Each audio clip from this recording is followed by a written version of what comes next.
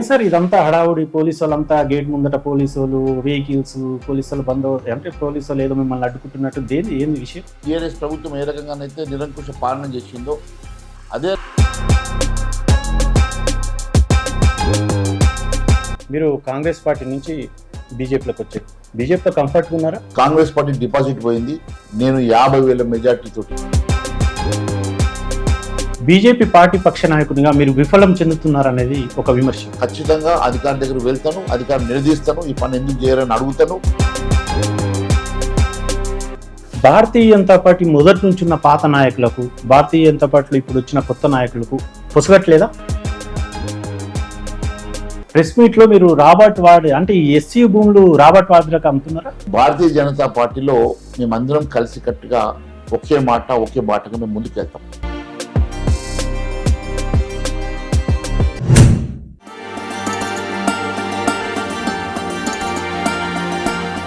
నమస్తే, నేను మీ సిద్దిరెడ్డి శ్రీనివాస్ రెడ్డి.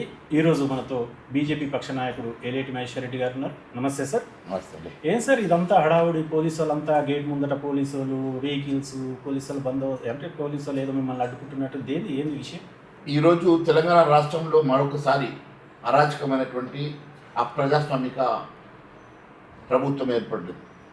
గత 10 సంవత్సరాలుగా టీఆర్ఎస్ ప్రభుత్వం ఏ రకంగానైతే నిరంకుశ పాలన చేసిందో అదే రకంగా ఈరోజు తెలంగాణ రాష్ట్రంలో మరొకసారి కాంగ్రెస్ పార్టీ అధికారంలోకి వచ్చిన తర్వాత నియంత పాలన జరుగుతూ ఉన్నది. అప్రజాస్వామికంగా ఈరోజు మీరు చూసినట్లయితే ఎస్యు భూములని చెప్పి యూనివర్సిటీ విద్యార్థులు కాదు ప్రభుత్వ భూములని, సరే ప్రభుత్వ భూములా లేకపోతే యూనివర్సిటీ భూములను పక్కన పెడితే ఈరోజు తెలంగాణ రాష్ట్రం కేవలం భూములమ్మి మాత్రమే ప్రభుత్వం నడిపిస్తాం, భూములమ్మి మాత్రమే తెగ నమ్ముకుంటాం అనే విధంగా ఈరోజు ఈ రాష్ట్ర ప్రభుత్వం భూములను అమ్మడం మొదలు పెడితే దాన్ని వ్యతిరేకంగా విద్యార్థులు ఈ భూములు అమ్మడానికి వీల్లేదు, ఇక్కడ ఎన్విరాన్మెంటల్ పొల్యూషన్ వస్తుందని చెప్పేసి వాళ్ళు అక్కడ ప్రొటెస్ట్ చేస్తే ఉగాది పండుగ రోజు వాళ్ళ జీవితంలో వెలుగులు నిండుతుందని చెప్పి కొత్త సంవత్సరాన్ని స్వాగతించడానికి విద్యార్థులంతా అక్కడ ఒక పండుగ వాతావరణం ఉన్నటువంటి సందర్భంగా అక్కడ జేసీబీలు వచ్చి పన్ను మొదలు పెడతా ఉంటే వారు అడ్డుకోవడానికి వెళ్ళినటువంటి విద్యార్థుల మీద లాఠీచార్జ్ చేసి భౌతిక దాడి చేసి అక్కడ అమ్మాయిల్ని విద్యార్థులను దాదాపు 200 మందిని అరెస్ట్ చేసి కేసులు పెట్టి వారిని నిర్బంధించడం ఇది ఎంతవరకు సమంజసం అడుగుతూ ఉన్నాం. మరి ఆ విద్యార్థులను కలవడానికి మేము ఎమ్మెల్యేలను ఒక టీమ్గా బయలుదేరి నిజ నిర్ధారణ కమిటీ వేసుకుని మేము వెళ్తుంటే మమ్మల్ని వెళ్లకుండా ఇంట్లో నిర్బంధించడం, మమ్మల్ని ఇక్కడ అరెస్ట్ చేయడం, మా ఎమ్మెల్యేస్ని కూడా అక్కడ ఎమ్మెల్యే క్వార్టర్స్లో అరెస్ట్ చేయడం, మరి మమ్మల్ని ఇక్కడ బయటకు వెళ్లకుండా నిర్బంధించడం చూస్తూ ఉంటే ఇది ఏ రకమైనటువంటి పాలన ఈ రాష్ట్రంలో సాగుతూ ఉన్నదో చాలా స్పష్టమవుతుంది. నేను ఇంతకుముందు ప్రెస్ మీట్లో అంటే మీ ప్రెస్ మీట్ అవుతున్నాను ప్రెస్ మీట్లో మీరు రాబర్ట్ వార్డ్ అంటే ఈ ఎస్సీ భూములు రాబర్ట్ వార్డులకు అమ్ముతున్నారా? ఖచ్చితంగా ఈరోజు ఒకవైపు మేము భూముల అమ్మకాన్ని వ్యతిరేకిస్తున్నాం, రెండవది ఏంటంటే రేవంత్ రెడ్డి గారు పిసిసి అధ్యక్షుడిగా ఉన్నప్పుడు ఈ భూములు అమ్మడానికి వీల్లేదు, తెలంగాణ రాష్ట్రంలో కూకబేట్ భూములు 2,500 కోట్ల రూపాయల భూమి అమ్మడానికి వీల్లేదు, దీన్ని ఆయన అనియులకు దారదత్తం చేస్తున్నాడని ఆ రోజు సిబిఐకి లెటర్ ఇచ్చినటువంటి రేవంత్ రెడ్డి గారు. అదే మాదిరిగా హెట్రోడక్స్ వాళ్ళకి 10 ఎకరాలు ఇస్తే దాని మీద రచ్చ చేసి మరి రోడ్డుకి ఎక్కినటువంటి రేవంత్ రెడ్డి గారు ఈరోజు ముఖ్యమంత్రి అయిన వెంటనే వారు కూడా 1,000 కోట్ల రూపాయల భూముల్ని ఈరోజు వేలం వేసి అమ్మడం అనేది ఎంతవరకు సమంజసం అడుగుతూ ఉన్నాను. మరి అంతేకాదు మొన్న ఇవే భూములని ఎస్యూకి సంబంధించినటువంటి లేదా ప్రభుత్వానికి సంబంధించినటువంటి ఈ భూములు దాదాపు 400 ఎకరాల భూమి అక్కడ 2 లక్షల నుంచి 3 లక్షల రూపాయలు గజానికి అమ్ముడుపోయేటువంటి భూమి అంటే దాదాపు 40,000 కోట్ల విలువ చేసేటువంటి భూముల మీద బాంటిగేజ్ చేసి ప్లెడ్జ్ చేసి ఒక ప్రైవేట్ బ్యాంకు దగ్గర 10,000 కోట్ల రూపాయలు అప్పు తీసుకొచ్చాడు. అప్పుడు మేము వ్యతిరేకించాం. నేను అసెంబ్లీలో మాట్లాడిన దీని మీద మాట్లాడినప్పుడు కూడా లేదు మేము అట్లా చేయడం లేదని చెప్పినట్టు వాళ్ళు మళ్ళీ అవే భూములను మేము రైతు బంధు కోసం ఇప్పుడు పేరు మార్చి రైతు భరోసా అంటున్నారు, రైతు భరోసా కోసము మేము దాదాపుగా ఈ భూములను ప్లెడ్జ్ చేసేసి 10,000 కోట్ల రూపాయలు తీసుకొచ్చి రైతు బంధుకి మేము యూజ్ చేస్తామని చెప్పినటువంటి ఈ ప్రభుత్వము ఆ 10,000 కోట్లు వచ్చిన తర్వాత కేవలం గుత్తేదారులకు బిల్లులు ఇవ్వడానికి కాంట్రాక్టర్లు బిల్లు ఇవ్వడానికి పెత్తందారుల కోసం ఖర్చు పెట్టినటువంటి ఆ 10,000 కోట్ల రూపాయలు దాంట్లో నుంచి మరి రైతులకు కూడా ఇవ్వకుండా ఆ 10,000 ఖర్చు చేసినటువంటి ఈ ప్రభుత్వము దాంట్లో క్లాస్ పెట్టింది.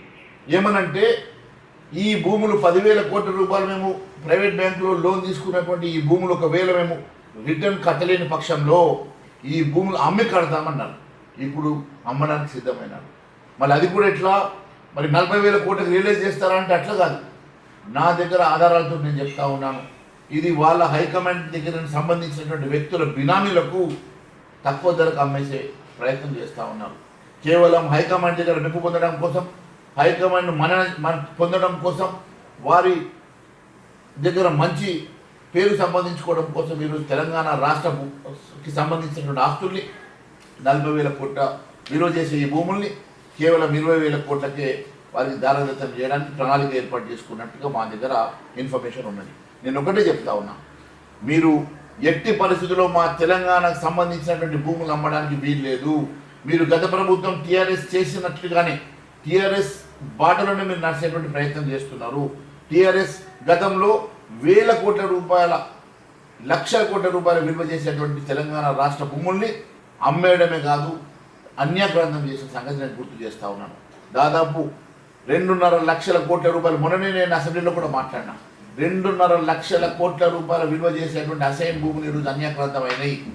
గత ప్రభుత్వం అమ్ముకున్నది కాబట్టి, గత ప్రభుత్వం తెగమ్మింది కాబట్టి మేమెందుకు అమ్మొద్దు, మేము కూడా అదే పట్టుకు నడుస్తాం, మేము కూడా అదే రకంగా అమ్ముకొని సొమ్ము చేసుకుంటామనే విధంగా ఈరోజు మళ్ళీ వీళ్ళు కూడా అమ్మకాలు మొదలుపెట్టడం ఇది చాలా శోచనీయం. అసలు రాష్ట్రాలు కేవలం రియల్ ఎస్టేట్ చేయడానికి మాత్రమే రాష్ట్ర ప్రభుత్వాలు ఏర్పడ్డాయా అన్నటువంటి భయాందోళనలో ఈరోజు ప్రజలు ఉన్నారు. వారికి ఇచ్చినటువంటి ప్రామిస్ను మర్చిపోయారు. వారికి ఇచ్చినటువంటి సంక్షేమ పథకాల గురించి ఆలోచించడం లేదు. ఈరోజు కేవలం తెలంగాణ రాష్ట్రంలో విలువైన భూములు ఎక్కడున్నాయి, వాటిని ఏ రకంగా అమ్ముకుందాం, ఏ రకంగా సొమ్ము చేసుకుందామని ఆలోచన చేస్తున్నటువంటి ఈ ప్రభుత్వం ఎందుకోసం అని చెప్పేసి ఈరోజు ప్రజలకు ఇచ్చినటువంటి మాటను మరుస్తున్నారు, ప్రజలకు ఇచ్చిన సంక్షేమ పథకాలను మరుస్తున్నారు. ఈరోజు ప్రజాపాలన ఎందుకు గాడికి వదిలేసారని అడుగుతున్నారు. మహేశ్వర్ రెడ్డి గారు, మీరు కాంగ్రెస్ పార్టీ నుంచి బీజేపీలోకి వచ్చారు. బీజేపీలో కంఫర్ట్గా ఉన్నారా? 100% కంఫర్టబుల్గా ఉన్నాను. 100% నేను ఎక్కడ ఉన్నా ఎప్పుడైనా నేను ఏ రోజు కూడా పార్టీ మారలేదు. నేను ప్రజారాజ్యం ఎమ్మెల్యే గెలిచిన తర్వాత ఆ రోజు చిరంజీవి గారు పార్టీని కాంగ్రెస్లో మర్జ్ చేస్తే నేను ఆటోమేటిక్గా కాంగ్రెస్ పార్టీలో నేను మెంబర్ అయినాను. అక్కడ ఉన్నంతసేపు హానెస్ట్గా ఉన్నాను. ఎప్పుడైతే నాకు సైద్ధాంతికపరమైనటువంటి నిర్ణయం తీసుకొని నేను భారతీయ జనతా పార్టీ రావాలని చెప్పేసి నేను వచ్చినానో, భారతీయ జనతా పార్టీ నన్ను అన్ని రకాలుగా ఆదుకున్నది. భారతీయ జనతా పార్టీలో నేను చాలా కంఫర్టబుల్గా ఉన్నాను. భారతీయ జనతా పార్టీలో నేను ఖచ్చితంగా హానెస్ట్గా ఏ చెట్టు కింద అయితే నేను ఉన్నానో ఆ చెట్టు కింద హానెస్ట్గా పనిచేయడం నా నీతి. నేను అదే రకంగా పనిచేస్తాను. టీడీపీ నుంచి రేవంత్ రెడ్డి కాంగ్రెస్లోకి వచ్చి ఆయన సీఎం అయ్యాడు. మీరు కాంగ్రెస్ నుంచి వచ్చి బీజేపీ పక్ష నాయకుడు, రేపు ఏం కాబోతున్నారు? భారతీయ జనతా పార్టీలో నేను ఒక సామాన్య కార్యకర్తగా, ఒక ఫ్రంట్లో ఉండేటువంటి సోల్జర్లా నేను పనిచేస్తున్నాను. భారతీయ జనతా పార్టీ నాకు ఇచ్చిన బాధ్యతను నేను నెరవేర్తిస్తున్నాను. హానెస్ట్గా నాకు ఇచ్చినటువంటి బాధ్యతను నేను పూర్తి చేసే ప్రయత్నంలో నేను ముందుకు వెళ్తా ఉన్నాను. భారతీయ జనతా పార్టీ నాకు ఇచ్చినటువంటి గౌరవం, భారతీయ జనతా పార్టీ నాకు ఇచ్చినటువంటి విలువకి నేను పూర్తిగా భారతీయ జనతా పార్టీ కోసం నేను నిరంతరం కృషి చేసుకుంటూ పార్టీని అధికారం తీసుకురా పక్షాన్ని నేను పనిచేస్తా ఉన్నాను. ఖచ్చితంగా రేపు రాబోయేది తెలంగాణలో భారతీయ జనతా పార్టీ అధికారంలోకి రాబోతున్నది. భారతీయ జనతా పార్టీని అధికారం తీసుకురావడమే నరేంద్ర మోడీ గారికి మేము ఇవ్వబోయేటువంటి గిఫ్ట్గా మేము భావిస్తాం. మీరు ఇంతకుముందు సైద్ధాంతికంగా విభేదించాను అంటున్నారు, కానీ ఉత్తర తెలంగాణలో బీజేపీ హవా ఉంది, రేపు నేను ఓడిపోతా కాంగ్రెస్లో ఉంటే అని మీరు బీజేపీలో చేరినట్టు ఒక చర్చ జరుగుతుంది. నేను కాంగ్రెస్ పార్టీకి వేవ్ లేని రోజు, కాంగ్రెస్ పార్టీ నుంచి నిలబడ్డ రోజు నాకు 71,000 ఓట్లు వచ్చినాయి. ఆ రోజు కాంగ్రెస్ పార్టీ రాష్ట్ర వ్యాప్తంగా ఓడిపోయింది. ఆ రోజు కాంగ్రెస్ పార్టీ రాష్ట్ర వ్యాప్తంగా ఓడిపోయినా ఉత్తర తెలంగాణలో హయ్యెస్ట్ ఓటు నాకు 71,000 ఓట్లు తెచ్చుకున్నటువంటి నేను పార్టీ నా క్యాడర్ తోటి నేను అందరినీ కలిసిన పార్టీ మారే నిర్ణయం తీసుకున్న రోజు కాంగ్రెస్ పార్టీ డిపాజిట్ పోయింది. నేను 50,000 మెజార్టీతోటి తెలంగాణ రాష్ట్రంలోనే భారతీయ జనతా పార్టీ చరిత్రలోనే హయ్యెస్ట్ మెజార్టీతో నన్ను ప్రజలు గెలిపించుకున్నారు. నన్ను నరేంద్ర మోడీ గారు ఆశీర్వదించి నిర్మల్కి వచ్చిన క్యాంపెయిన్ చేసి గెలిపించారు. బీజేపీ పక్ష నాయకునిగా మీరు 7 మంది ఎమ్మెల్యేలతోటి కలుపుకొని పోతలేరనే ఒక విమర్శ ఉంది. భారతీయ జనతా పార్టీలో మేమందరం కలిసికట్టుగా ఒకే మాట ఒకే బాటగా మేము ముందుకు వెళ్తాం. బయట వాళ్ళు ఏ రకమైనటువంటి ఆలోచన విమర్శ చేసినా కూడా మేము పట్టించుకోవాల్సిన అవసరం లేదు. ఎందుకంటే మేము నరేంద్ర మోడీ గారి నాయకత్వంలో మేము ముందుకు వెళ్తా ఉన్నాం. నరేంద్ర మోడీ గారి నాయకత్వంలో పనిచేస్తూ ఉన్నాం. ఎప్పుడైనా ఎక్కడైనా మీరు మా పర్ఫార్మెన్స్ చూసినట్లయితే అసెంబ్లీలో గతంలో ఎన్నడూ లేని విధంగా మా గొంతుగా ఈరోజు తెలంగాణ రాష్ట్ర ప్రజానీకానికి వెళ్తున్నది.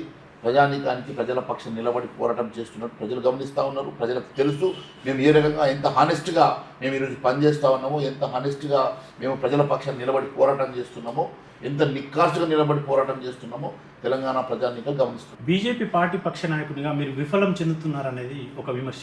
ఇప్పటి వరకు అలాంటిది నేను ఎప్పుడూ వినలేదు, అలాంటిది ఎప్పుడు కూడా నా దృష్టికి నేను రాలేదు. నేనేం పని చేస్తున్నానో, ఎంత హానెస్ట్గా పనిచేస్తున్నానో ప్రజలు గమనిస్తూ ఉన్నాను.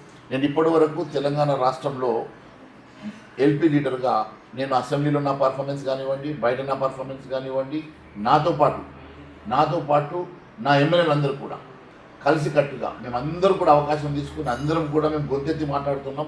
ప్రభుత్వానికి వ్యతిరేకంగా గొంతెత్తి పోరాటం చేయడమే కాకుండా మేము ఫీల్డ్ వర్క్ కానివ్వండి, అసెంబ్లీ లోపల కానివ్వండి, పార్టీ తరఫున కానివ్వండి, మేము ఏ రకంగా అయితే ఈరోజు ప్రధాన ప్రతిపక్షం కన్నా పెద్దగా, ప్రధాన ప్రతిపక్షం కన్నా గొప్పగా ఈరోజు భారతీయ జనతా పార్టీయే ప్రధాన ప్రతిపక్షంగా పోరాటం చేస్తున్న సంగతి గుర్తు చేస్తూ ఉన్నాను. మొన్న సుంకిసాల విషయంలో కానివ్వండి, మొన్న ఎస్ఎల్బీసీ విషయంలో కానివ్వండి, మేము అందరికన్నా ముందు అక్కడ చేరుకొని మరి అక్కడ ఉన్నటువంటి అంశాలను మేము ప్రజల దృష్టికి తీసుకురావడమే కానివ్వండి, లేకుంటే రైతుల కోసం మేము చేసినటువంటి దీక్షలో యావత్ తెలంగాణ రాష్ట్రంలో ఉన్న మా ఎమ్మెల్యేలు, ఎంపీలు అందరం కలిసి ఒకే డయాస్ మీద 24 గంటల పాటు రైతుల పక్షాన్ని నిలబడి మేము పోరాటం చేసి వారికి న్యాయం చేయాలని చెప్పేసి మేము చేసినటువంటి దీక్ష కానివ్వండి, ఏ అంశం తీసుకున్నా ఈరోజు భారతీయ జనతా పార్టీ ప్రధాన ప్రతిపక్షంగా పోరాటం చేస్తుంది. బీజేపీ పార్టీలో గ్రూపులు ఉన్నాయా?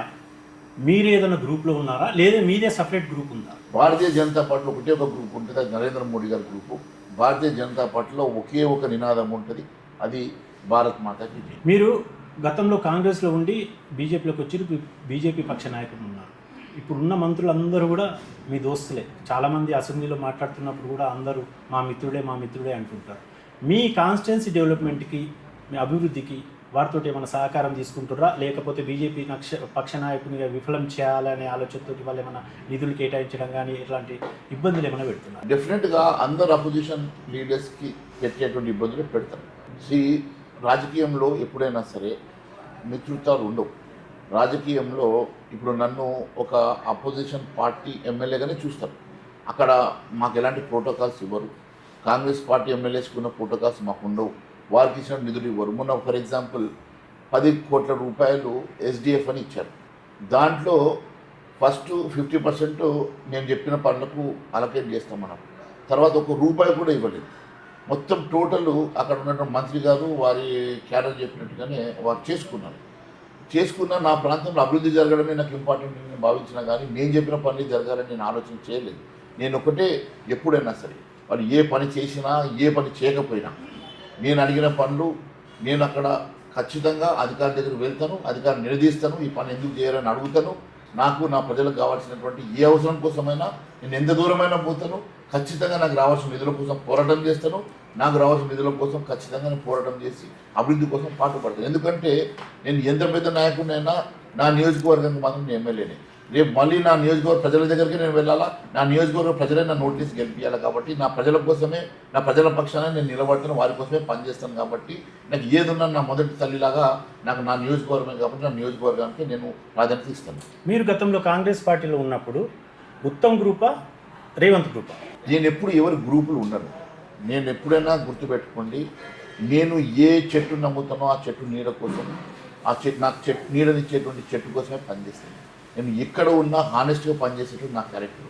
ఎందుకంటే మా కుటుంబ చరిత్ర కూడా, మా తాతగారు మొదటి మున్సిపల్ చైర్మన్గా పనిచేసినప్పటి నుంచి, మా నాన్నగారు మున్సిపల్ చైర్మన్గా పనిచేసినప్పటి నుంచి నేను ఎమ్మెల్యేగా పనిచేసే వరకు మాకు ఒక ప్రిన్సిపల్ ఏమనంటే, మేము ఎక్కడైతే ఉంటామో అక్కడ న్యాయంగా, ధర్మంగా, ఒక కాజ్ కోసం పనిచేసేటువంటి మా మైండ్ సెట్ మాకు ముందు నుంచి కూడా ఉన్నటువంటి మా కుటుంబంలో ఉన్నటువంటి నియమం అది. నేను ఇప్పుడు కూడా ఒకటే మాట చెప్తున్నా, ఆ రోజున్న ఈ రోజున్న నన్ను ఆదరించిన నా పార్టీ, ఈరోజు నన్ను ఆదరించి నాకు టికెట్ ఇచ్చి నన్ను గెలిపించుకొని నన్ను ఎంపీడర్ చేసిన భారతీయ జనతా పార్టీకి నేను కట్టుబడి ఉంటాను. ఆ పార్టీ అధికారం తీసుకురావడానికి శాయశక్తుల నా పూర్తి శక్తిని పెట్టి నేను పనిచేస్తాను. భారతీయ జనతా పార్టీ మొదటి నుంచి ఉన్న పాత నాయకులకు, భారతీయ జనతా పార్టీలో ఇప్పుడు వచ్చిన కొత్త నాయకులకు పొసగట్లేదా? ఎప్పుడు అటువంటిది ఏమి ఉండదండి. అది కేవలము బయట ఉన్నటువంటి ఊహలు మాత్రమే. ఎప్పుడైనా సరే ఏ పార్టీలైనా సరే గిట్టని వాళ్ళు మాట్లాడేటువంటి మాటలు తప్ప అది పొసగకపోవడము, కొత్త పాత ఏముండదు. ఒకసారి పెళ్లి చేస్తారు, బయటింటికే పిల్లి వస్తుంది, పెళ్ళైనాక ఇంటికి వచ్చిన తర్వాత మన ఇంటి పెళ్ళి అవుతుంది కానీ ఇంకా బయట ఇంటి పెళ్ళి అవుతుందా? ఎప్పుడైనా సరే ఒకసారి ఒక పార్టీలో చేరిన తర్వాత ఆ పార్టీలో మెంబర్ అయిన తర్వాత కొత్త పార్టీ ఏముంటుంది? ఎవరైనా ఆ పార్టీలో ఆ క్రియాశీల మెంబర్ నుంచి సాధారణ మెంబర్ వరకు, గల్లీలో ఉన్నటువంటి నాయకుడి నుంచి ఢిల్లీలో ఉన్నటువంటి నాయకుడి వరకు భారతీయ జనతా పార్టీ ఒక కుటుంబంలో పనిచేస్తుంది. భారతీయ జనతా పార్టీకి సంబంధించి రాష్ట్ర నాయకత్వానికన్నా మీరు కేంద్ర నాయకత్వంతో సఖ్యతతో ఉంటారనేది ఒక చర్చ ఉంది. నాకు రాష్ట్ర నాయకత్వమైనా కేంద్ర నాయకత్వం, మేము నరేంద్ర మోడీ గారి నాయకత్వంలో, అమిత్ షా గారి నాయకత్వంలో పనిచేస్తాం. అదే మాదిరిగా రాష్ట్రానికి వచ్చేసరికి రాష్ట్ర అధ్యక్షుడితో ప్లస్ నేను ఒక ఎంపీ లీడర్గా అందరితో కోఆర్డినేట్ చేసుకొని సీనియర్ నాయకుడిని కోఆర్డినేట్ చేసుకొని పనిచేస్తాం. మాకు ఇచ్చినటువంటి టాస్క్ మాకు ఇచ్చినటువంటి ఎజెండా ప్రకారం మేము ముందుకు వెళ్తాం. భారతీయ జనతా పార్టీకి ఎప్పుడైనా ఒక సిస్టము, ఒక ఎజెండా, ఒక ప్రోగ్రామింగ్ ఉంటుంది. ఆ ప్రోగ్రామ్ మాకు కేంద్రం నుంచి వచ్చేటువంటి ప్రోగ్రాము, రాష్ట్రం నుంచి వచ్చేటువంటి ప్రోగ్రాం ఏదైనా మాకు ఎవరికి ఏ బాధ్యత ఇచ్చినా ఆ బాధ్యతను ఖచ్చితంగా నెరవేర్చడానికి మేము అందరం కలిసికట్టుగానే ముందుకు వెళ్తాం. ఇక్కడ రాష్ట్ర నాయకత్వానికి కేంద్ర నాయకత్వానికి నేను దగ్గరనో దూరమనో అని ఉండదు. మేము భారతీయ జనతా పార్టీ నాయకుడిగా భారతీయ జనతా పార్టీ ప్రతి నాయకుడితో నేను సఖ్యతగా ఉంటా, ప్రతి నాయకుడితో నేను కలిసి పనిచేస్తాను.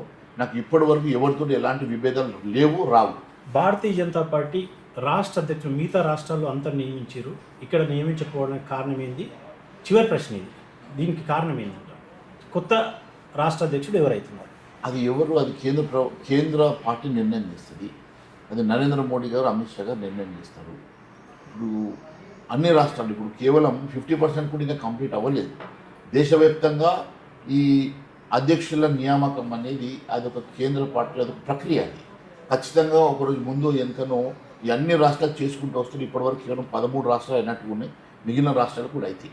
అన్ని రాష్ట్రాలు ఒకటిగా చేసుకుంటూ వస్తారు. ఇదంతా కూడా కేంద్రము ఒక ప్రోగ్రామింగ్ ప్రణాళిక ప్రకారం చేస్తుంది. ఖచ్చితంగా మన రాష్ట్రంలో కూడా అతి త్వరలో కొత్త ప్రెసిడెంట్ నియమిస్తారు. ఆ ప్రెసిడెంట్ ఎవరు అనేది అది కేంద్ర పార్టీ చూసుకుంటారు. ధన్యవాదాలు మహేశ్వర్ రెడ్డి గారు.